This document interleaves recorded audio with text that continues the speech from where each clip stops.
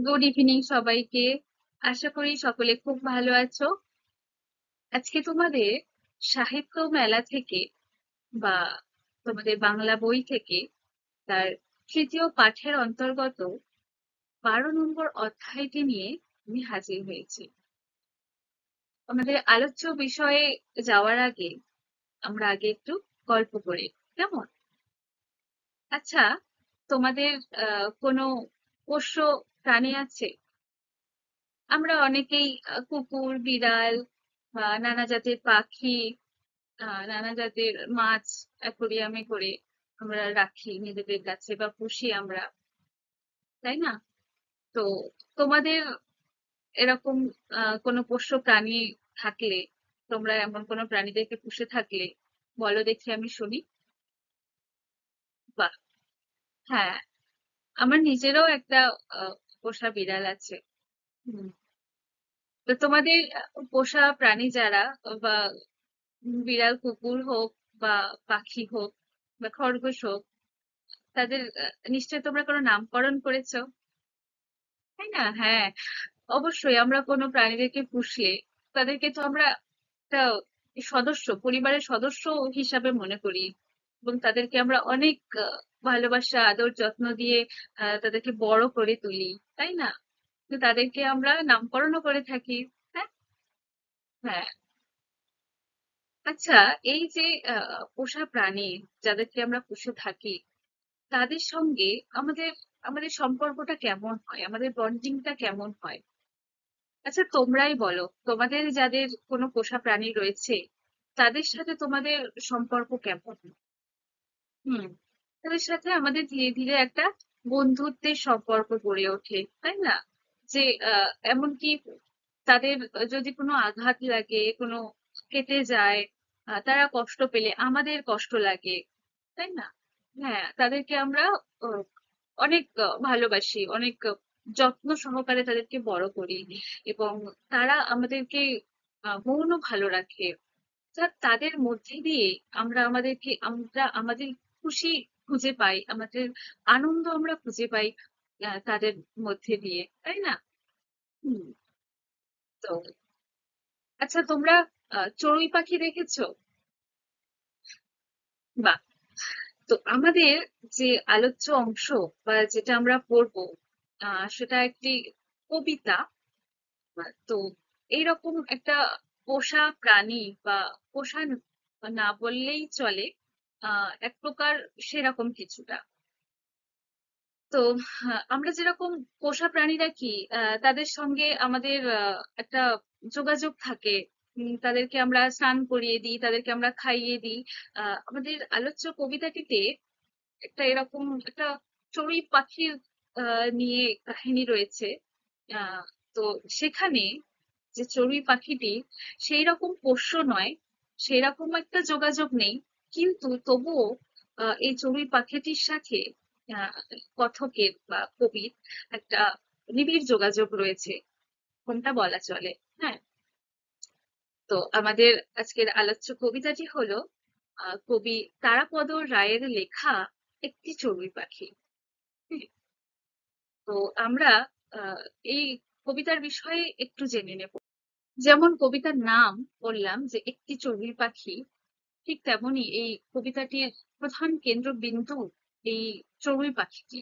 অর্থাৎ একটা চড়ুই পাখির জীবন বৃত্তান্ত এবং তার বাসস্থান সম্পর্কিত তথ্য, এবং তার সঙ্গে, অর্থাৎ এই চড়ুই পাখিটির সঙ্গে কবি বা কথক, তার একটা যে নিবিড় সম্পর্ক, হুম, আহ দূর, খুব ক্লোজলি নয়, বা বলা চলে যেমনটা যে বললাম যে আমাদের আমাদের বাড়িতে যে পোষ্য প্রাণীগুলো থাকে তাদের সঙ্গে আমাদের যে একটা আহ, আহ, সম্পর্ক থাকে, এটা যে শুধুমাত্র একটা মায়ার সম্পর্ক বা বন্ধুত্বের সম্পর্ক তেমন নয়। তাদেরকে আমরা স্নান করাই, খাওয়াই, তাদের সঙ্গে খেলি। এখানে চড়ুই পাখিটির সঙ্গে ঠিক সেরকম মাখো সম্পর্ক নয়, কিন্তু তার সঙ্গে একটা নিবিড় সম্পর্ক আমরা দেখতে পাবো। হুম। এছাড়াও এই কবিতাটির মধ্যে দিয়ে বা এই একটা চড়ুই পাখির আহ জীবন বৃত্তান্তের কথার মধ্যে দিয়ে কবি মানব সমাজের, মানব জীবনের একটা সহজ সত্য কথা তিনি তুলে ধরেছেন, যেগুলো প্রায় 90% মানুষের সাথে ঘটে থাকে। হুম, তারা সেগুলো ফেস করে থাকে। সেই সহজ সত্যগুলোকে তিনি খুবই সহজভাবে একটা চড়ুই পাখির জীবন বৃত্তান্তের মধ্যে দিয়ে তিনি তুলে ধরেছেন। হুম, তো আমাদের আলোচ্য যে কবিতা একটি চড়ুই পাখি, সেই কবিতার বিশ্লেষণে যাওয়ার আগে আমরা কবি তারাপদ রায় সম্পর্কে আমরা আগে জেনে নেব।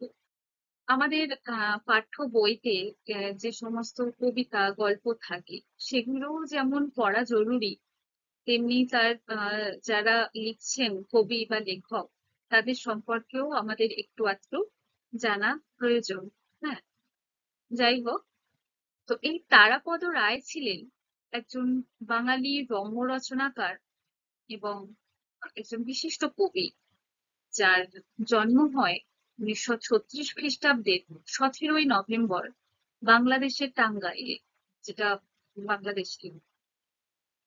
তার তারাপদ রায়ের তারাপদ রায় ছাড়া তার আরো দুটো নাম ছিল, যেটা তিনি আহ, সাহিত্য জীবনে তিনি পেয়েছিলেন। একটা নক্ষত্র রায় এবং গ্রন্থপীঠ তাকে বলা হতো।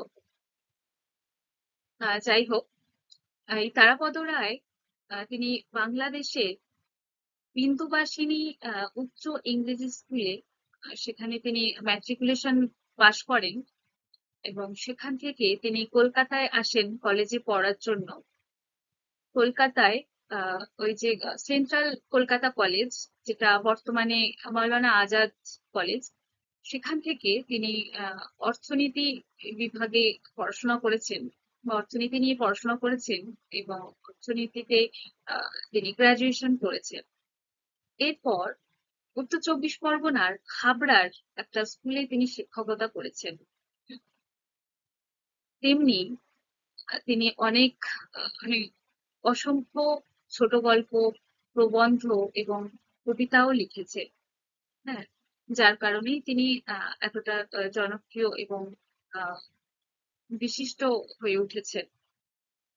তো তার কিছু রচনা, অর্থাৎ উপন্যাস বলো, ভ্রমণ কাহিনী বলো বা প্রবন্ধ বলো, সেগুলোর মধ্যে আহ উল্লেখযোগ্য কিছু রচনা তোমাদের সামনে তুলে ধরেছি। সেগুলো হলো ভদ্রলোক, ডোডো তাতাই পাল কাহিনী। ডোডো তাতাই এটা একটা শিশু সাহিত্যের একটা বিশিষ্ট জনপ্রিয় চরিত্র, ডোডো তাতাই। তো সেই ডোডো তাতাই চরিত্রের স্রষ্টা কিন্তু এই তারাপদ রায়।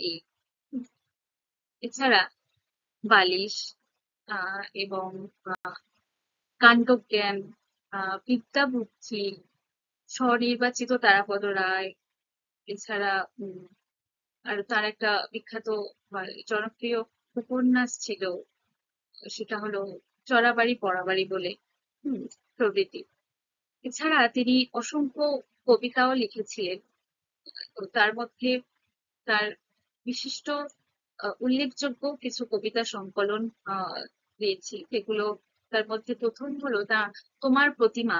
এটা তার প্রথম কবিতা সংকলন, যেটা 1960 সালে প্রকাশিত হয়েছিল।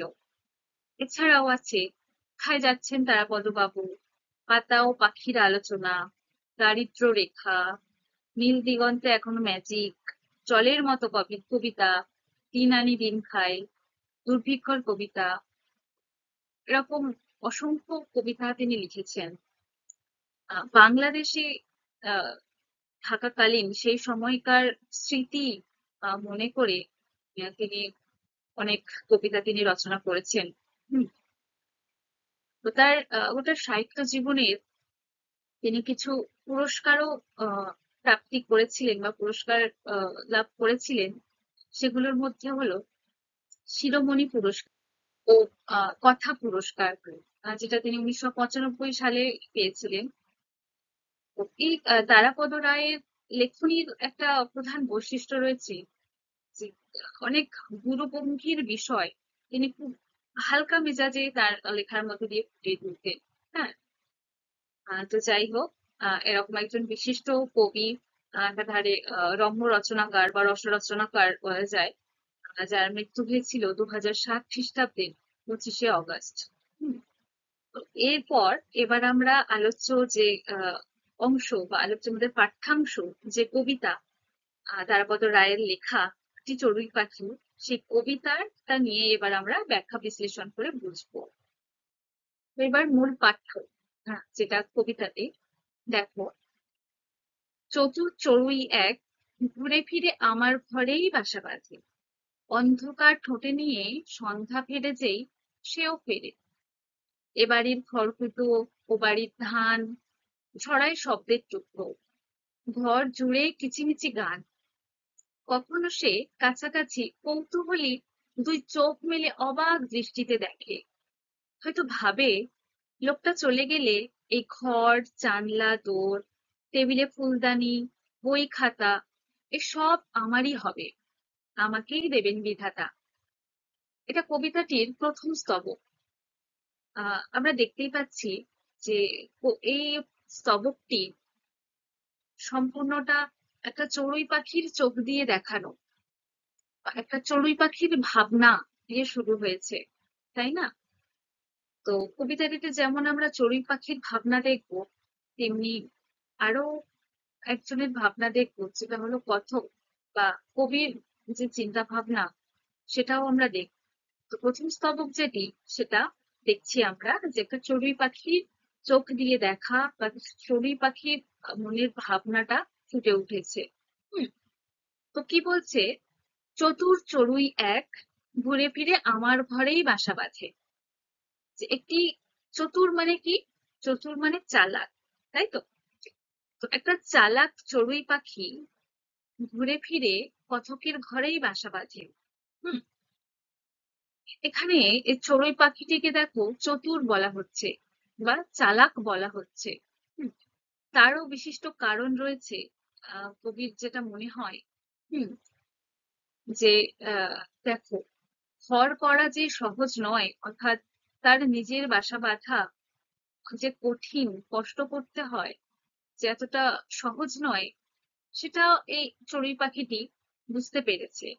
এবং সে জানে যে বাইরে গাছের ডালে কিংবা কোনো কাঁচা বাড়ি, যে বা খড়ের চালওয়ালা বাড়িতে আহ হয় না যে দেখেই থাকি আমরা যে চড়ুই পাখিরা সাধারণত ওইরকম ঘরের আনাচ কানাচে বা আহ বাড়ির আশেপাশে কোনো ছোট ঘুলঘুলি বা খড়ের চালওয়ালা ঘর হলে সেই খড়ের নিচের দিকের ভিতরের একটা জায়গা কিছু কিছু, সেগুলোতে তারা বাসা করে বা তার ভিতরে থাকে। হ্যাঁ, এরকম হয় চড়ুই পাখিরা, যে বেশিরভাগ ঘরের আশেপাশে বা ঘরের চালের বা ছোট কোনো অংশ পেলে সেরকম জায়গায় তারা থাকে। তো যাই হোক, তো বাইরে যে গাছের ডালে যে ওরা বাসা বাঁধবে বা কোনো কাঁচা বাড়ির খড়ের ছাউনির ঘরের যে বাসা বাঁধবে, সেটার জন্য তাকে একটু হলেও পরিশ্রম করতে হবে। তো সে সেই পরিশ্রমটা করতে চায় না, তার থেকে দ্বিগুণ সুখে রয়েছে এখানে। আহ যে কবির পাকা বাড়ি, সেখানে আমরা পরে পরে দেখতে পাবো সে কোথায় থাকে, অর্থাৎ এই চড়ুই পাখিটা কোথায় থাকে কবির ঘরে। তো যাই হোক, সেখানে তার একটা, এখানে একটা নিশ্চয়তা কাজ করছে, তার অস্তিত্বের বা তার থাকার একটা নিশ্চয়তা বোধ কাজ করছে, যে সে নিশ্চিন্তে থাকতে পারবে কবির বাসায়, মানে কবির ঘরে। তো তাই তার নিজের সুবিধাটাও দেখছে, নিজের স্বার্থের দিকটাও দেখছে, বা নিজের স্বার্থের দিকটা বজায় রেখেই সে এসব কিছু বলছে। বা এবং পরে আরো বুঝতে পারবো আমরা যে চড়ুই পাখিটা তার ভাবনা দিয়ে কি বলতে চাইছে। হ্যাঁ, চড়ুই পাখির মুখ দিয়েই যেন কবিতার ভাবনাগুলোকে প্রকাশ করেছে, আমরা দেখতে পাবো। তো আপাতত আমরা জানতে পারছি যে চড়ুই পাখিটি বেশ চালাক চড়ুই। হ্যাঁ, যাই হোক, তো এই একটি চড়ুই পাখি যে ঘুরে ফিরে কতকের ঘরেই বাসা বাঁধে। হুম। তারপরের লাইন, অন্ধকার ঠোঁটে নিয়ে সন্ধ্যা ফেরে যেই সেও ফেরে। এখানে কি সুন্দর একটা উপমা দিয়েছেন কবি, যে অন্ধকার ঠোঁটে নিয়ে সন্ধ্যা ফেরে। তো যখন সন্ধ্যা হয় তখন কি হয়? সূর্য অস্ত যায়, তারপরে ধীরে ধীরে একটু অন্ধকার হয়ে আসে, তারপরে তো সন্ধ্যা হয়। তাই বলছে যে অন্ধকার ঠোঁটে নিয়ে সন্ধ্যা ফেরে। এই, হালকা অন্ধকার হয়, সে সময় যখন সন্ধ্যা হয় সেও ফেরে।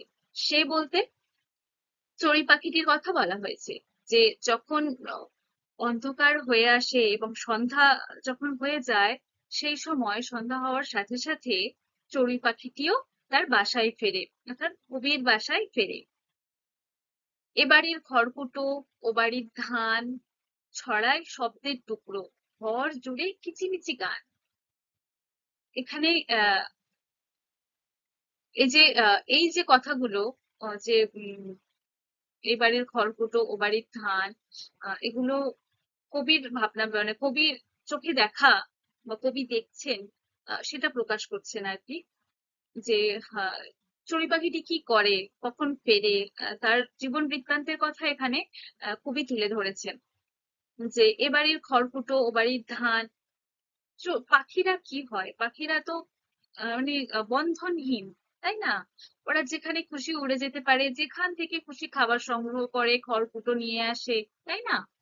তো এই চড়ুই পাখিটি উম, কি করছে না, এ বাড়ির খড়কুটো, অর্থাৎ কুটো মানে কি, খড় তো জানো, খড় হয় ধান, ধান গাছের যে আহ, অংশটা থাকে ধান ছেড়ে নেওয়ার পরে, এবং সেটা যখন শুকিয়ে যায় তখন সেটা খড় হয়ে যায়। হ্যাঁ, তো সেই খড় কুটো, তো বলা হয়েছে কাকে, যে আহ, শুকনো ঘাস বা সেরকম যে খড়ের মতো কিছু দেখবে, গাছের সরু সরু যে ডালগুলো হয় কিছু গাছের, একদম সরু লিকলিকে ছোট ছোট ডালপালা আহ যেগুলো ছড়িয়ে ছিটিয়ে থাকে, সেগুলোকেও কুটো বলা হয়।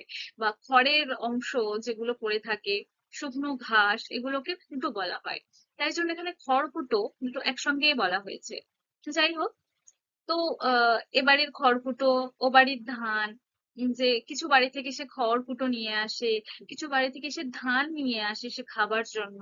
হ্যাঁ, ছড়ায় শব্দের টুকরো। এই যে খড়কুটো নিয়ে উম, মানে সে যখন তার বাসায় রাখছে, আহ ধান নিয়ে আসছে, ধান তুলছে ফিরছে, বা তার সে এই সব কাজ করতে করতে পাখিরা তাদেরকে চিরিক চিরিক আওয়াজ করে, তাই না? আমরা শুনে থাকি। তো সেই রকম কিছু শব্দের টুকরো বলছে, কারণ শব্দ মানে কি, আওয়াজ। তো এরকম খড়কুটো বা এই ধান, এই সমস্ত কিছুর যেমন মৃদু আওয়াজ হচ্ছে, তেমনি তার মুখের থেকেও একটা আওয়াজ বেরোচ্ছে বা শব্দ করছে সে, কিচিমিচি করে, যেটাকে আহ কবি গান বলেছেন। যে ঘর জুড়ে একটা কিচিমিচি গান হচ্ছে যেন, যে কারোর তো অস্তিত্ব রয়েছে, অর্থাৎ একটা চড়ুই পাখি তার অস্তিত্ব রয়েছে সেটা যেন বোঝা যাচ্ছে। বা ঘরে যখন আর কেউ থাকবে, আরো একজন মানুষ বা আরো কেউ মানুষ থাকবে, বা সেখানে যখন একটা পাখি থাকবে, সে সে যদি এরকম এই খড়কুটো নিয়ে আসে, ধান ফান ফেলে, সে তার মুখে কিচিমিচি আওয়াজ করতে থাকে, যেটা কবির ভাষায় গান। তো সেরকমটা হলে আমরা কি বুঝতে পারি, যে হ্যাঁ, এখানে একটা চড়ুই পাখি আছে, অর্থাৎ একটা চড়ুই পাখির অস্তিত্ব আমরা বুঝতে পারছি। হ্যাঁ, তারপর কবি বলছেন, কখনো সে কাছাকাছি কৌতূহলী দুই চোখ মেলে অবাক দৃষ্টিতে দেখে। যে সে এই সমস্ত কাজবাজ করতে করতে, খড়কুটো নিয়ে নাড়াচাড়া বা ধান নিয়ে নাড়াচাড়া, যেটা সে তার খাদ্য হিসাবে যে সংগ্রহ করে এনেছে আর কি, তারপরে যে কিচিমিচি আওয়াজ করতে থাকে, এদিক ওদিক ঘুরতে থাকে ঘুরতে থাকে, এসবের সাথে সাথে সে কখনো কাছাকাছি কোথাও বসে কৌতূহলী, অর্থাৎ কৌতূহলগ্রস্ত, বা যেটাকে বলা হয় আগ্রহী, অর্থাৎ সে আগ্রহী চোখে বা কৌতূহলী চোখে সে যেন অবাক দৃষ্টিতে দেখে। অবাক মানে কি, যে আশ্চর্য হয়ে দেখে, বিস্ময় হয়ে যায়, বিস্মিত হয়ে যায়, এরকম। দৃষ্টি, দৃষ্টি মানে কি, যে দেখা। হ্যাঁ, চোখে দেখছে এরকম। যাই হোক, সে কখনো কখনো কাছাকাছি কোথাও বসে তার আগ্রহী ভরা, কৌতূহলী ভরা তার দুই চোখ মেলে সে অবাক হয়ে দেখে, বা অবাক চোখে দেখে আহ হয়তো ভাবে লোকটা চলে গেলে এই ঘর জানলা দোর টেবিলে ফুলদানি বই খাতা এসব আমারই হবে। কবি বলছেন যে এখানে সে তার কৌতূহলী দুই চোখ দিয়ে সে দেখে, হয়তো সে ভাবেও এটা, যে লোকটা চলে গেলেই, লোকটা বলতে কার কথা বলা হচ্ছে? না, কথক অর্থাৎ কবির কথাই বলা হচ্ছে। তো এখানে আমরা দেখতে পাচ্ছি প্রধানত দুটি চরিত্র, একটা কথক নিজে এবং একটি চড়ুই পাখি। হ্যাঁ, এই দুজনের কথাই গোটা কবিতায় তুলে ধরা হয়েছে। হুম, যাই হোক, হ্যাঁ, তো সে কি করে না, সে এটা ভাবে যে লোকটা চলে গেলে অর্থাৎ কবি চলে গেলে সে ভাবছে এই ঘর জানলা দোর, অর্থাৎ সে যে ঘরে রয়েছে বা কবি যে ঘরে রয়েছে সেই ঘর, সেই ঘরের জানালা, জানলা মানে জানালা, দোর, দোর মানে দরজা, অর্থাৎ সেই ঘরের ঘর, এই জানালা দরজা, টেবিলে ফুলদানি, ফুলদানি তো আমরা সবাই জানি যেখানে ফুল রাখার একটা পাত্র বা কৃত্রিম ফুল বলা যায়, যে প্লাস্টিকের হোক কাগজের হোক রাখা হয় ফুলদানিতে করে। তো যাই হোক, সে টেবিলে ফুলদানি, বই খাতা অর্থাৎ কবির বই খাতা, এই সব কিছুই সমস্ত কিছুই যেন এই চড়ুই পাখিটির হবে। অর্থাৎ সে ভাবছে এই লোকটা চলে গেলে অর্থাৎ কবি চলে গেলে এই ঘর জানালা দরজা টেবিলের ফুলদানি কবির বই খাতা এই সবকিছুই তার হবে, আমাকেই দেবেন বিধাতা। বিধাতা মানে কি? ঈশ্বর, ভগবান। হ্যাঁ, তো এই যে এই সবকিছুই সে নিজের বলে ভাবতে পারছে। হ্যাঁ, যে চলে গেলে সবকিছু আমার হবে, আমাকেই দেবেন বিধাতা, যে তার একটা অধিকার রয়েছে। কারণ সেই ঘরে কবি থাকেন যেমন, তেমনি সেও তো থাকে। হ্যাঁ, তাই এই ঘরের তারও, সেও যেন অংশীদার হয়ে উঠেছে। সে নিজেকে অংশীদারই ভাবছে সেই ঘরের। যে কবি যদি চলে যায়, যেমন হয় না যে আমরা দেখি যে কোনো বাবার ধরো একটাই ছেলে, তার আর কোনো ছেলে মেয়ে নেই। তো বাবার সেই মানুষটির যা সম্পত্তি, টাকা পয়সা, ব্যবসা যাই থাকুক, যা সমস্ত থাকে, তার যদি একটা ছেলে হয়, তো স্থাবর অস্থাবর তার যা কিছু আছে সেই ছেলেটিই পায়, আর সেই একাই উত্তরাধিকারী, তাই না? এরকমটা হয়ে থাকে, সবকিছু সেই ছেলেই পায়। ঠিক তেমনি এই চড়ুই পাখিটিও যেন ভাবছে যে এই ঘরে কবিও যেমন থাকে, তেমনি চড়ুই পাখিটিও তো থাকে। তাই এই ঘরের একটা অধিকার বোধ তার জন্মেছে। সে যেন ভাবছে তাই, যে এই কবি যদি এই ঘর থেকে চলে যায়, তাহলে এই ঘর জানালা দরজা, এই ঘরে থাকা সমস্ত জিনিস, ফুলদানি বই খাতা এই সবকিছু তার হবে, তাকেই দেবেন বিধাতা বা ঈশ্বর, এই সবকিছু তাকেই দেবেন। এরকমটা চড়ুই পাখিটি ভাবছে। হ্যাঁ, তারপরের পাতা। আর তার এর পরের স্তবকটা এবার, তার পরের স্তবক দেখো, আবার কার্নিশে বসে চাহনিতে তাচ্ছিল্য মজার, ভাবটা যেন এ বাজে ঘরে আছি নিতান্ত মায়ার শরীর আমার তাই, ইচ্ছে হলে আজই যেতে পারি এ পাড়ায় ও পাড়ায়, খালেদের বসেদের বাড়ি, তবুও যায় না চলে, এতটুকু দয়া করে পাখি, রাত্রির নির্জন ঘরে আমি আর চড়ুই একাকী। আর এবার স্টেশনে আসি, আবার কার্নিশে বসে চাহনিতে তাচ্ছিল্য মজার। দেখো, আহ এখানে কার কথা বলা হচ্ছে? না, চড়ুই পাখিটির কথাই বলা হচ্ছে। অর্থাৎ এই যে কার্নিশে বসে সে তাচ্ছিল্য ভাবে বা তাচ্ছিল্য চাহনিতে আহ মজার ছলে যেন আবার দেখে কখনো কখনো। অর্থাৎ একবার আমরা দেখছি যে আহ প্রথম স্তবকে দেখছি যে চড়ুই পাখিটি সেই ঘরের অধিকার বোধ ফলাচ্ছে, আহ এবং সেই ভাবছেও এটা, যে এই কবি চলে গেলে এই ঘরের সমস্ত কিছু তার হবে, বিধাতা তাকেই দেবেন।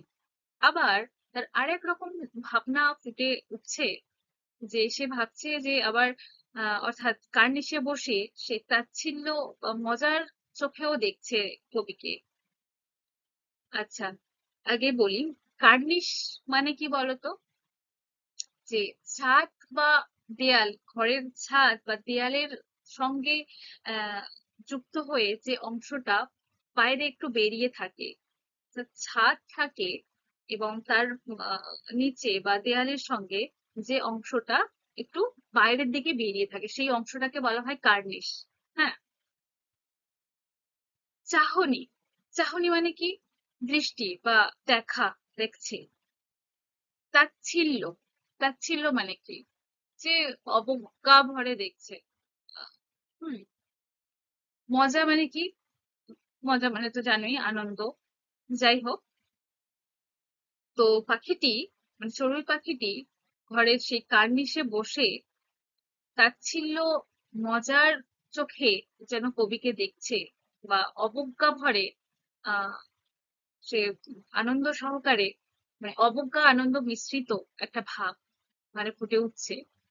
তো অবজ্ঞার ভাবে সে কবির দিকে তাকায়, এবং সে যেন ভাবে আবার যে এই বাজে ঘরে আছি, নিতান্ত মায়ার শরীর আমার, তাই যে কবির ঘরটাকে সে বাজেও ভাবছে, যে এরকম ঘরে কে থাকে। হুম। শুধুমাত্র আমার মায়ার শরীর, দয়ার শরীর, একটা মায়ায় পড়ে গেছি। হুম। তাই জন্য আমি এখানে থাকি, না হলে এরকম বাজে ঘরে সে থাকতো না। হুম। ইচ্ছে হলে আজই যেতে পারি এ পাড়ায় ও পাড়ায়, পালেদের বসেদের বাড়ি। যে শুধুমাত্র তার নিতান্তই, মানে কি, যে খুবই অতিশয়, যে খুবই মায়ার শরীর, তাই বা খুব মায়ার মধ্যে একটা জড়িয়ে গেছে শুধু, তাই জন্য। তাছাড়া সে এরকম বাজে বা বিচ্ছিরি ঘরে সে থাকতো না। সে ইচ্ছে করলে আজই চলে যেতে পারে, সে ইচ্ছে করলে এখনই চলে যেতে পারে এ পাড়ায় ও পাড়ায়, পালেদের বসেদের বাড়ি, যে আরো অন্যান্য বাড়ি তো রয়েছে, এ পাড়া ও পাড়া।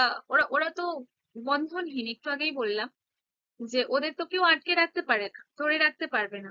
এবং এখানে তো কবিতাকে আহ কি বলে, মানুষ যেমন খাঁচায় রেখে পাখি পোষে, এটা সেরকম ব্যাপারও নয় যে কবিতাকে খাঁচায় বন্দি করে রেখেছে, এমনটাও নয়। সে নিজে থেকেই এখানে আশ্রয় নেয়, ঘুরে ফিরে নিজের কবির ঘরেই নিজে নিজেই বাসা বাঁধে। আবার এরকম কবির ঘরের প্রতি তার একটা অধিকার বোধ ফলায়। আবার সে এরকমটাও বলছে যে শুধুমাত্র তা সে মায়ায় পড়ে গেছে বলে কবির এরকম বাজে ঘর থেকে সে যেতে চাইছে না, যেতে পারছে না। কিন্তু সে যদি ইচ্ছে করে, তার সে এক্ষুনি চলে যেতে পারে এ পাড়া ও পাড়া, যেখানে খুশি সে চলে যেতে পারে। পালেদের বসেদের কত বাড়ি আছে, সেসব বাড়িতে সে চলে যেতে পারে। শুধুমাত্র সে মায়ায় পড়ে গেছে বলে এখানে সে আটকে গেছে, এখানে সে থাকছে, এরকম একটা চিন্তা ভাবনা প্রকাশ পাচ্ছে চড়ুই পাখির। তবুও যায় না চলে এতটুকু দয়া করে পাখি, যে আহ সে তো তাচ্ছিল্য ভরে বলছে, বা তাচ্ছিল্য ভাবে অবজ্ঞা ভাবে তো ভাবছে যে তার নিতান্ত মায়ার শরীর যেন আহ দয়া করছে কবিকে, যে কবি যেন একা, অর্থাৎ আমরা দেখতেই পাচ্ছি এখানে শুধুমাত্র কবির কথা এবং একটি চড়ুই পাখির কথাই বলা হচ্ছে। তো আমরা বুঝতেই পারছি যে যে ঘরে, যে বাড়িটিতে কবি রয়েছেন, সেখানে কবি একাই, অন্য কারোর কথা আমরা দেখতে পাচ্ছি না। তো এই চড়ুই পাখিটি যেন আহ কবির সঙ্গ দিচ্ছে, তার সাথ দিচ্ছে, যে কবি একা রয়েছে, আহ সে একা একা থাকতে পারছে না, তার একজন সঙ্গীত দরকার। আর সেইখানে থেকে থেকে কবির প্রতি একটা মায়া পড়ে গেছে, এই ঘর বাড়িটার প্রতি একটা মায়া পড়ে গেছে শুধুমাত্র, তাই জন্য সেখানে থেকে গেছে। হ্যাঁ, সেটা অবজ্ঞা ভাবে বলছে। তাই কবিতায় বলছেন যে তবুও যায় না চলে এতটুকু দয়া করে পাখি, যে সে অবজ্ঞা ভাবে ভাবছে, আহ, কিন্তু তবুও চলে যাচ্ছে না এই ছোট্ট পাখিটা। রাত্রির নির্জন ঘরে আমি আর চড়ুই একাকী। এখানে আমরা আরো স্পষ্টই বুঝতে পারছি যে সত্যিই কবি একাকিত্বই ভুগছে, বা কবি নিঃসঙ্গ, একদমই একা। এই চড়ুই পাখিটিই যেন কবির সঙ্গ দিচ্ছে, তার বন্ধু হয়ে উঠেছে, তার অস্তিত্ব বা চড়ুই পাখিটির থাকা না থাকা সবটা নিয়েই কবি ভাবছেন, যে এই চড়ুই পাখিটির অস্তিত্বই কতটা গুরুত্বপূর্ণ হয়ে উঠেছে কবির কাছে। তো সেটা আমরা দেখতে পাচ্ছি। আহ এই যে চড়ুই পাখিটিকে আমরা প্রথমে দেখবো যে চতুর বলা হয়েছে, প্রথম লাইনে দেখেছিলাম যে চতুর চড়ুই পাখি এক। তখনও বললাম যে পাখিটিকে চতুর বলা হয়েছে কেন। আহ যেমন আমরা দেখছি, বা প্রথমেই যেমন বললাম যে চড়ুই পাখিটি তার নিজের দিকটা বজায় রেখে, যে তাকে কষ্ট করে বাড়িঘর করতে হবে না, সে জানে সে ঘর করাটা অতটা সহজবোধ্য নয়, কতটা কঠিন। তাই নিজের দিকটা বজায় রেখেই সে আবার এরকম তাচ্ছিল্য ভাবে বা অবজ্ঞার স্বরে আহ সে কবিকে যেন বলছে বা সে ভাবছে যে শুধুমাত্র মায়ায় পড়ে আমি এই ঘরে রয়ে গেছি, তাছাড়া আমি চাইলে এক্ষুনি চলে যেতে পারি, আজই চলে যেতে পারি অন্য বাড়িতে। হুম। তাই জন্য এখানে কবি চড়ুই পাখিটিকে চতুর বা চালাক বলেছেন, যে সে নিজের দিকটাও দেখছে আবার এরকমটা করেও বলছে। হ্যাঁ, তাই জন্য তাকে চালাক বলা হতো। ওই কবিতাটি বিশ্লেষণের মাধ্যমে আমরা বুঝতে পারছি যে কবিতাটি একটি একটি চড়ুই পাখির জীবন কাহিনী নিয়ে গড়ে ওঠা, এবং সেই জীবন কাহিনী যেটি কবির জীবনকেই আহ কেন্দ্র করেই আবর্তিত হচ্ছে। হুম, অর্থাৎ চড়ুই পাখিটির সঙ্গে কবির জীবনেরও কাহিনী যেন ওতপ্রোতভাবে জড়িয়ে রয়েছে, যুক্ত রয়েছে। হুম। আমরা কোথাও গিয়ে দেখছি যে এই চড়ুই পাখিটির জীবন এবং কবির জীবন আহ, কিছুটা একই রকম, কিছুটা না, পুরোটাই একই রকম যেন। এখানে আমরা কবিতার মধ্যে দিয়ে দেখছি যে দুটো কেন্দ্র ফুটে উঠছে। একটা কবির চোখ দিয়ে দেখা বা কবির চিন্তা ভাবনা, এবং আরো একটা যেটা চড়ুই পাখির চিন্তা ভাবনা, যেটা আহ, কবির, সেটা তিনি প্রকাশ করেছেন, যেটা আমাদের বুঝিয়েছেন, সেটা আসলে চড়ুই পাখির চিন্তা ভাবনা। অর্থাৎ আহ কবি অনুভব করেছেন একটা চড়ুই পাখির চিন্তা ভাবনাকে, গুরুত্ব দিয়েছেন। হ্যাঁ, এবং আমরা দেখতেই পাচ্ছি যে এই চড়ুই পাখির জীবন এবং কবির জীবন কিছুটা একই রকম। তার কারণ যে চড়ুই পাখিটিও সকালে বেরিয়ে যায়, সারাদিন পরিশ্রম করে সন্ধ্যায় বাড়ি ফেরে। কবিও ঠিক তাই, তেমনই যেন বেরিয়ে পড়ে সকালে, সারাদিন কাজের ব্যস্ততায়, নানান ব্যস্ততার ফলে যখন তিনি সন্ধ্যায় তিনিও ঘরে ফেরেন, যখন অন্ধকার নেমে আসে তখন তিনিও ঘরে ফেরেন, তখন চড়ুই পাখিটিও ঘরে ফেরে। তারপর চড়ুই পাখিটিও যেমন একদম একাকী, তেমনি কবিও একদম একা। অর্থাৎ এখানে কবির নিঃসঙ্গতা প্রকাশ পাচ্ছে, নিঃসঙ্গ, একা, একাকিত্ব বোঝাটাকেও নিঃসঙ্গ বলা হয়। তো এখানে কবির একাকিত্বটা প্রকাশ পাচ্ছে, এবং সেই একাকিত্বটা যেন পূরণ করছে এই একটি ছোট্ট চড়ুই পাখি। সেই চড়ুই পাখি যে যেন শুধুমাত্র যেন তার মায়ার বন্ধনে আবদ্ধ হয়ে, তার মায়ার শরীর, মায়ার মন, সেই জন্যই তা মায়ায় পড়ে গেছে বলেই সে এইখানে রয়েছে, থেকে যেন কবিকে যেন আরো মানে উদ্ধার করে দিচ্ছে, বা সে রয়েছে বলেই যেন সবকিছু স্বাচ্ছন্দ্য বোধ হিসাবে চলছে, সহজ সরল ভাবে যেন কবি থাকতে পারছেন বা বাঁচতে পারছেন, এরকম একটা ভাবনাও সে প্রকাশ করছে চড়ুই পাখিটি। তো এখানে এই চড়ুই পাখিটিও যেন কবির একজন নিত্য সঙ্গী হয়ে ওঠে। তার ধানের আওয়াজ, খড়কুটোর আওয়াজ, তার কিচিমিচির আওয়াজ, তার অস্তিত্বটাই যেন কবির কাছে একটা বড় পাওয়া, যে আহ আরো কেউ একজন তার সাথে রয়েছে। হ্যাঁ, তার একাকিত্বের সঙ্গী হচ্ছে এই আহ ছোট্ট চড়ুই পাখিটি। এবং আমরা এই কবিতাটির নামকরণ যদি দেখতে চাই, যে কতটা সার্থক হয়েছে একটি চড়ুই পাখি কবিতার নামকরণ হিসাবে, তাহলে আমরা দেখব, বা আমরা সাধারণত দেখে থাকি যে যে কোনো কবিতা বা গল্প সেটা সবকিছুটা তার বিষয়বস্তু কেন্দ্রিক হয়, কিংবা মানে নামকরণটা আর কি বিষয়বস্তু কেন্দ্রিক হয়ে থাকে, আবার উপমা আহ, বাচক হয়ে থাকে। হুম। তো এখানে এই কবিতাটির নামকরণ যে একটি চড়ুই পাখি, এটা মূলত উপমামূলক। হ্যাঁ, উপমা বাচক একটা নামকরণ, যেটা এখানে কবি তুলে ধরেছেন।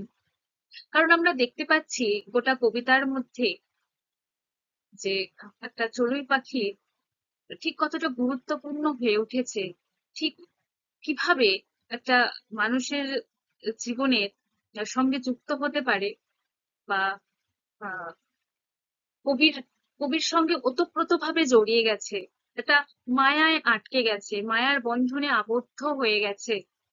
এবং এটাও দেখতে পাচ্ছি যে কবি এই ছোট্ট চড়ুই পাখিটির থাকা না থাকা নিয়েও ভাবছেন।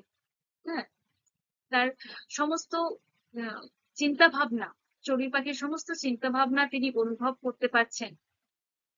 তিনি এটাও ভাবছেন যে চড়ুই পাখিটি শুধুমাত্র মায়ার বন্ধনে আটকে শুধু তাচ্ছিল্য ভাবেও রয়ে গেছে, এরকমটাও তিনি ভাবতে পারছেন। অর্থাৎ আমরা বুঝতে পারছি যে এই একটা চড়ুই পাখি একটা সামান্য নিতান্ত একটা আহ প্রাণী, ছোট্ট পাখি, যে বাঁধনহীন বন্ধনহীন, যেখানে খুশি চলে বেড়ায়, যেখানে খুশি ঘুরে বেড়ায়, আটকে রাখার মতো না, কবিতাকে পোষেও নি। তাও এই চড়ুই পাখিটি কবির সঙ্গ দিয়ে আসছে বহুদিন ধরে। তো এখানে আমরা দেখতে পাচ্ছি যে চড়ুই পাখিটা ঠিক কতটা গুরুত্বপূর্ণ হয়ে উঠেছে কবির কাছে। কবিতাকে আহ, আপন ভাবছে, কতটা আপন মনে করছে, তার সঙ্গও তার কাছে কতটা গুরুত্বপূর্ণ। হুম। তো সেজন্য আমরা বলতেই পারি যে এই যে কবিতার যে নামকরণ করা হয়েছে একটি চড়ুই পাখি, সেটা নিঃসন্দেহে যথার্থই নামকরণ হয়েছে, সেটা আমরা বলতে পারি, তাই নয় কি? এছাড়া আরো আমরা দেখতে পাই আরো একটা বিষয় যে যে চড়ুইটিও আহ মানে চড়ুইটি কৌতূহলী দৃষ্টিতে কবিকে দেখছিলেন, মনে হচ্ছে দেখছিল, আমরা কবিতার মধ্যে দেখেছি। তো এখানে চড়ুই পাখিটা কৌতূহলী বা কৌতূহল চোখে দেখছে, তারও একটা কারণ আছে।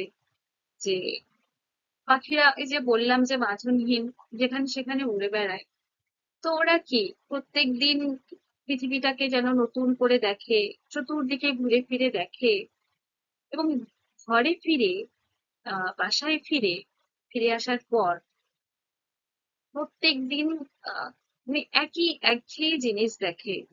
সে তার নিজের জীবনটাও যেমন একরকম একঘেয়ে, যে সে বাইরে যাচ্ছে ঠিকই, আর প্রত্যেকদিন পৃথিবীটাকে সে দেখছে বা বাইরের জগৎটাকে নতুন করে দেখছে, কিন্তু তার যে জীবনের কাজ বা তার জীবনটা একই রকম ভাবেই চলে আসছে, একঘেয়ে ভাবেই চলছে। যে সে প্রত্যেকদিন সকালে বেরোচ্ছে, পরিশ্রম করছে, খাবার সংগ্রহ করছে, খড়কুটো নিচ্ছে, বাসায় ফিরে আসছে, আবার রাত পার হচ্ছে, রাতটুকু আশ্রয় নিয়ে আবার পরদিন সকালে আবার বেরিয়ে পড়ছে। যে বললাম তখন যে কবিও ঠিক এরকম ব্যস্ততাময় জীবন কবিরও, যে কবিও প্রত্যেকদিন সকালে বেরিয়ে যায়, আবার সন্ধ্যায় ফেরে। সে দেখে, অর্থাৎ চড়ুইটি দেখে কবিকেও, যে কবিও যেন একরকম ওরকম একঘেয়ে জীবন কাটাচ্ছে, যে সারাদিন পর ফিরে বই খাতা ছড়িয়ে বসে পড়ছে। হ্যাঁ। তো যেহেতু চড়ুই পাখিটার ওর ওর নিজের জীবনটাও একটা একঘেয়ে হয়ে গেছে, তো সে প্রত্যাশা করছে কবির থেকে যে কবিও একটু যদি নিত্য নতুন কিছু করে কাজকর্ম। কিন্তু না, যে কবিও সেরকম একঘেয়ে জীবন কাটাচ্ছে। কবিরও যেন এই ঘরটা আহ যেন মায়ায় পড়ে, মায়ার বাঁধনে যেন শুধু আটকে এই ঘরটাতে থেকে গেছে, এরকমটা মনে হচ্ছে চড়ুই পাখিটি। সেই জন্য কবিতায় রয়েছে যে কৌতূহলী ভাবে মানে কৌতূহল হয়ে অবাক দৃষ্টিতে দেখে, তাই না? এবং চড়ুই পাখিটিও যেমন শুধু এই ঘরটাকে মায়া হিসাবে দেখছে, যে মায়ায় আটকে গেছে বলেই থেকে যাচ্ছে। এই যে তার যে এই যে চিন্তা ভাবনা, ভাবভঙ্গি, আহ সেটা যেমন কবি অনুভব করছেন, এবং এই অনুভবের সূত্রেই কবি এমন একটা, তেমনই একটা ভাবনায় একাত্ম হতে পারছেন, যে কবিও যেন চড়ুই পাখিটির মতন এই ঘরটায় আহ শুধু রয়েছে মায়ায়, মায়া বাঁধনে বা মায়ায় আটকে পড়ে রয়েছে। কিংবা কবি এই গোটা পৃথিবীটাকে, বা এই যে তিনি বাস করছেন, তিনি বেঁচে আছেন, সবাইকেই তিনি যেন, সবার কাছে যেন শুধু মায়ার টানেই যেন থেকে যেতে হয়, তাই থাকে। যে কবিও এই চড়ুই পাখিটির মতো এই গোটা পৃথিবীটাকে নির্লিপ্ত ভাবে ভাবছেন, যে সবই নশ্বর। হুম। তবুও যেন একটা মায়ার টানে থেকে যেতে হয়, মায়ার টানে যেন বাঁচতে হয়, থাকতে হয়। এরকম এরকম একটা চিন্তা ভাবনা তিনি ভাবছেন, যে তার সঙ্গে সহমত, যে সেও ভাবছে, কবিও তার সঙ্গে সহমত, কবিও এরকমটা ভাবেন, যে আমরা, এবং শুধু কবি নয়, এটা সমস্ত মানুষেরও তাই। গোটা পৃথিবী, গোটা জগতে মানুষ বেঁচে থাকে শুধুমাত্র মায়ার টানে। যে কবি মনে করছেন যে কারোর প্রতি কারোর দয়া নেই, কেউ কারোর জন্য বাঁচছে না, শুধুমাত্র একটা মায়া। এই যে মায়া শব্দটা অনেক মায়াবী। হ্যাঁ, যে মায়ার জালে আটকে পড়েই মানুষ থেকে যায়। এবং এই যে আটকে যাওয়াটা, থাকাটা, এটা আরো সমৃদ্ধ হয়ে ওঠে বা আরো গভীর হয়ে ওঠে যখন একটা মানুষ কোনো একটা মানুষের সঙ্গে জড়িয়ে পড়ে, কিংবা তার সঙ্গে যখন একাত্ম হয়ে যায় বা নির্ভরশীল হয়ে যায় কোনো মানুষের প্রতি, তখন মায়াটা আরো বেশি বেড়ে যায়। হ্যাঁ। তো এই যে গোটা পৃথিবী, যে সমস্ত ঘর বাড়ি, প্রকৃতি, মানুষজন, আপনজন, এই সব কিছুর তো মায়া, সবকিছুর ওপরেই একটা মায়া পড়ে থাকে। শুধু এখানে কবি কত সহজ সরল ভাবে যে একটা মানুষের নিত্য জীবনের কথা, বা সমস্ত মানুষের একটা সহজ সত্য, শুধু একদমই সত্য, বাস্তব সত্যটাই তিনি খুব সহজ ভাবেই তুলে ধরেছেন, যে পৃথিবীটায় বা পৃথিবীর সবকিছুই, সবকিছুই মায়া। এখানে তিনি একটা ঘর, যে একটা একঘেয়ে ঘর, যেখানে চড়ুই পাখির ভাবনা চিন্তার মধ্যে দিয়ে ফুটিয়ে তুলেছেন, এবং কবিরও একঘেয়ে জীবন, একাকী জীবন, নিঃসঙ্গময় জীবন, আহ তাও তিনি থাকছেন, রয়েছেন শুধুমাত্র যেন মায়ার জন্য। মায়ায় তিনি আটকে যেন তিনি থেকে গেছেন। এখানে একটা ঘরের মধ্যে দিয়ে একটা চড়ুই পাখির জীবন কাহিনী এবং তার ভাবনা চিন্তার মধ্যে দিয়ে সহজভাবে ফুটিয়ে তুলেছেন। তেমনি এটা বাস্তব সত্য, যে সব প্রত্যেক মানুষের সাথেই এরকমটা হয়, তারা এরকমটা অনুভব করে। এবং এটাই সত্য, যে মানুষ শুধু দয়া বলে নেই, বা কারোর জন্য বেঁচে আছে বলে নয়, সে নিজের জন্য থাকছে, সে নিজের মায়ায় আটকে গেছে বলেই সে থাকছে। হুম। এছাড়া এই চড়ুই পাখিটি যেমন কবির নিঃসঙ্গতায় তার সঙ্গ দিচ্ছে, তেমনি কবিও যেন এই বিশ্বের, এই পৃথিবীর বা তার আপনজন চেনা জানা সবাইকে তিনি যেন এমনটাই ভাবে সঙ্গ দিয়ে যাচ্ছেন, শুধুমাত্র মায়ায় আটকে গেছে বলে, বা মায়ার বাঁধনে বেঁধে তিনি সবাইকে শুধু তার সাধ্য মতো আহ তিনি তাদের সঙ্গ দিয়ে চলেছেন, এরকম একটা ভাবনা। মানব জীবনের একটা আরো সহজ সত্য তিনি এই চড়ুই পাখিটার মধ্যে দিয়ে তুলে ধরেছেন, যে দেখো, প্রত্যেক মানুষেরই সারাদিন পর তার একটা আশ্রয় চাই, তাই না? এই যে আমাদের ঘর, এই ঘরটা একটা আশ্রয় স্থল। আমরা সারাদিন যেখানেই থাকি না কেন, যতই কাজে ব্যস্ত থাকি না কেন, পড়াশোনা বলো বা কাজের ক্ষেত্রে বলো, সারাদিন আমরা যতই বাইরে থাকি না কেন, সন্ধ্যার পর নিজের আশ্রয় স্থলটা আমরা খুঁজি। যে কখন ঘরে ফিরবো, কখন বাড়িতে ফিরবো। সেই ঘর, যেটা আমাদের আশ্রয়স্থল, আর এই ঘরটা শুধুমাত্র আশ্রয়ের জন্যই নয়। এটা, এই যে ঘর জিনিসটা, একটা পরিবার লাগে। বা আমরা শুধুমাত্র আশ্রয়ের জন্য বাড়িতে ফিরি না, ফিরি যে পরিবারের মানুষদের সান্নিধ্য পাওয়ার জন্য, তাই না? যে আমরা সারাদিন পর যখন ফিরি, তখন আমরা চোখের সামনে আমাদের পরিবারের মানুষজন, বাবা মা, ভাই বোন, আহ, বা কারোর স্বামী, যাই হোক, তো পরিবারের মানুষদেরকে যেন আমরা চোখের সামনে দেখলে, তাদের সাথে থাকলে একটু আশ্বস্ত বোধ হয়, একটু শান্তি লাগে, তাই না? তো তাই এই ঘর জিনিসটা শুধুমাত্র আশ্রয়স্থল নয়, এটা আমাদের শান্তিও এনে দেয়, যে আমরা পরিবারের সান্নিধ্য পাই। এবং এই চড়ুই পাখিটা, এর এর যে জীবন কাহিনী, মানে এ যেমন সারাদিন পর ঘরে ফিরছে, কবিও সারাদিন পর ঘরে ফিরছে, এরও একটা সাদৃশ্য রয়েছে। মানে এদের জীবনটা যেরকম একাকী জীবন, নিঃসঙ্গতাময় জীবন, যে এদের সঙ্গ দেওয়ার কেউ নেই, কবির তাই সঙ্গ দিচ্ছে এই চড়ুই পাখিটি, এবং চড়ুই পাখিটির যেন সঙ্গ দিচ্ছে কবি। এবং এই যে চড়ুই পাখির জীবন কাহিনী, এর সাথে বহু মানুষের জীবনের সাথে মিল পাওয়া যায়। এই যে আমরা কবিতায় দেখলাম যে আহ আহ, কবি বলছেন যে সেই, মানে চড়ুই পাখিটি যখন ইচ্ছা সে উড়ে যেতে পারে, বা চলে যেতে পারে খালেদের বসেদের বাড়ি, দেখলাম যেটা আমরা। তো এখানে দেখো, এখানে ওর মানা নেই, বা এখানে ওকে কেউ বেঁধে রাখছে না। ও চাইলেই চলে যেতে পারে। এই চাইলেই চলে যেতে পারার যে মনোভাবটা, এটা এটা শুধু একটা প্রাণী, এটা পাখির উম জন্য নয়, এটা মানুষের জীবনের সাথেও আহ, মিল খায়।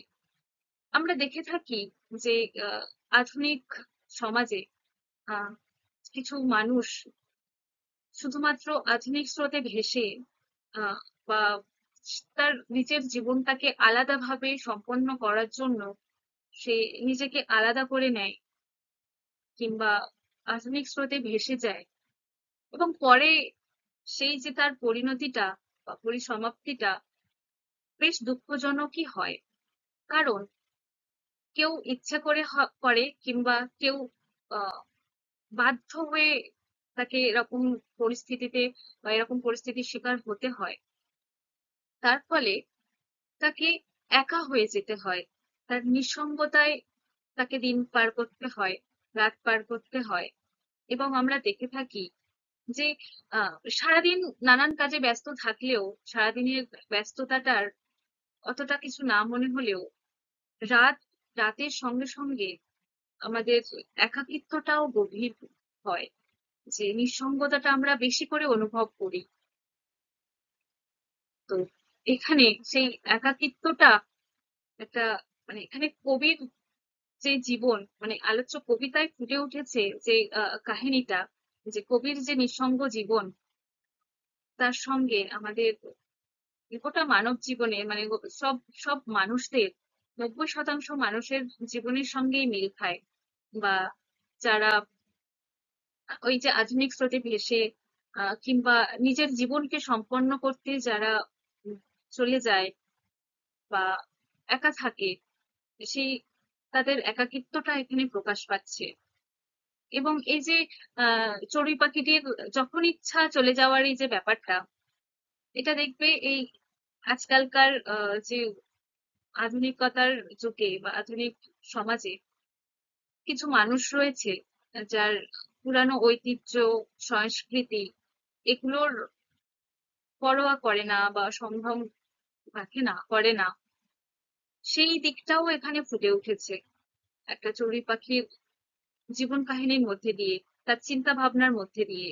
হুম, এখানে মূল যে বিষয় যেটা দেখতে পাচ্ছি, যে একাকিত্ব, কবির একাকিত্বতা, সেটা দূর করছে এই একটা ছোট্ট পাখি। হুম, তো এই গোটা কবিতাটা যে আলোচনা হলো, এবং আশা করছি তোমরা বুঝতে পারছো বা বুঝতে পেরেছো। এর পরেও যদি তোমাদের বুঝতে অসুবিধা হয়, আমাকে অবশ্যই প্রশ্ন করতে পারো, জিজ্ঞেস করতে পারো। কেমন? তো তারাপদ রায়ের লেখা একটি চড়ুই পাখির আহ, যে কবিতা, সেটা এতক্ষণ বিশ্লেষণ করা হলো, এবং তোমরা কতটা বুঝেছো আশা করছি বুঝতে পেরেছো। তো তোমাদের অনুশীলনীতে যে সমস্ত প্রশ্নগুলো দেওয়া রয়েছে, সেগুলো তোমরা আহ তৈরি করো বা লেখার চেষ্টা করো। এবং তাতে যদি অসুবিধা হয় উত্তর লিখতে কারোর, তাহলে আমাকে অবশ্যই জিজ্ঞেস করো। ঠিক আছে, আমি উত্তর আবার তৈরি করে দেবো। কেমন? তো এখানেই আমি আমার ক্লাস শেষ করছি। দেখা হচ্ছে পরের ক্লাসে নতুন কোনো অধ্যায় নিয়ে। ধন্যবাদ। ভালো থেকো সবাই, এবং কাজগুলো করো। কেমন?